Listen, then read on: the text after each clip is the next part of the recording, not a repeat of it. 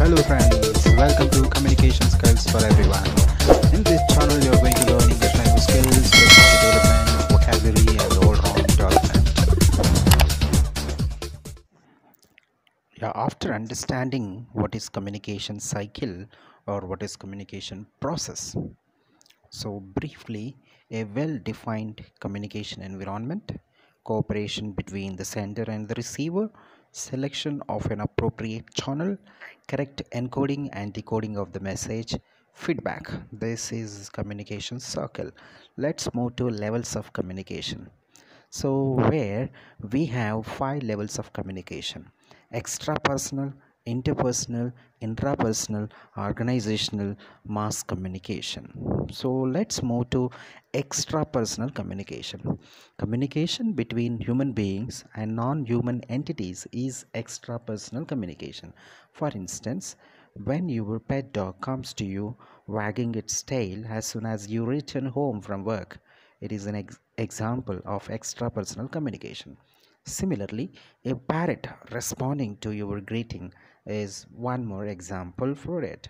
So, more than any other form, this form of communication requires perfect coordination and understanding between the sender and the receiver, because at least one of them transmits information or responds in sign language only, which is called extrapersonal communication.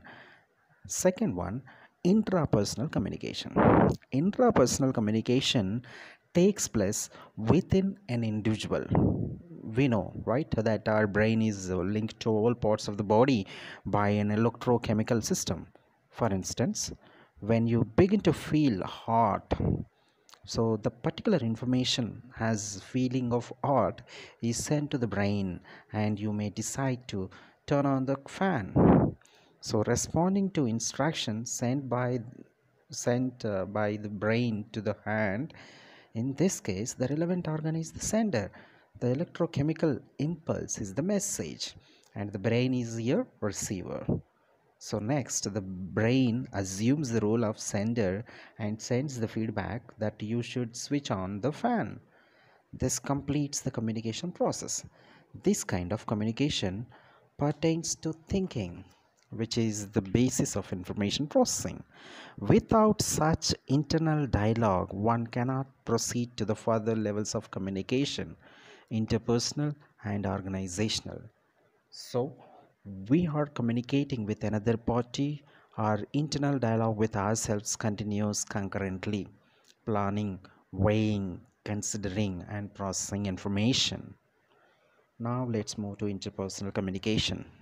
Communication at this level refers to the sharing information among people. To compare it with other forms of communication, such as intrapersonal, organizational, so on and so forth, we need to explore how many people are involved, how close they are to one another physically, how many sensory channels are used, and the feedback provided. Interpersonal communication differs from other forms of communication in that there are few participants are involved. They are in close physical proximity to each other.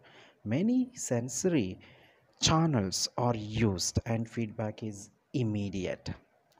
So this form of communication is advantageous because direct and immediate feedback is possible.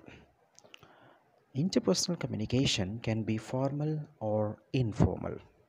For instance, your interaction with a sales clerk in a store is different from with your friends and family members. The interaction between the panel members and the candidate appearing at an interview is different from the conversation between two candidates waiting outside the interview room.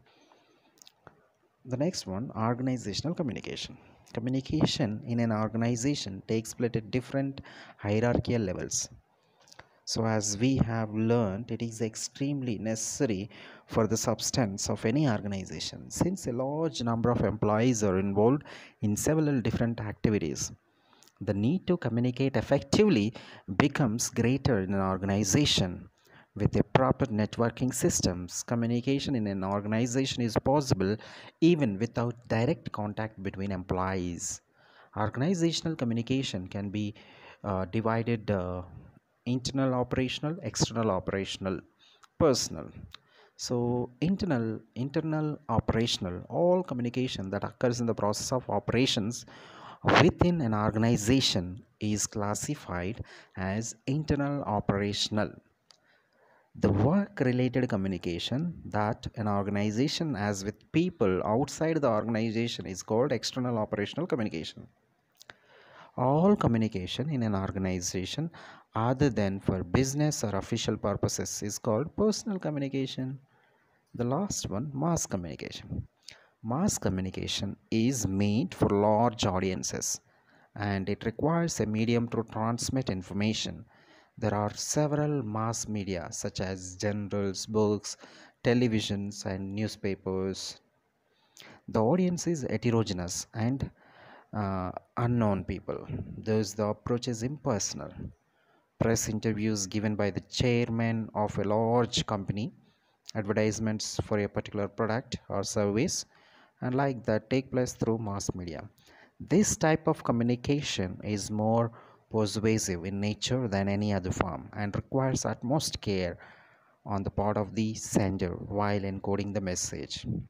Oral communication through mass media requires equipment such as microphones, amplifiers, so on and so forth, and the written form needs print or visual media. So, this is about mass communication. Thank you for watching Levels of Communication. Subscribe Communication Skills for Everyone for more academic and educational videos.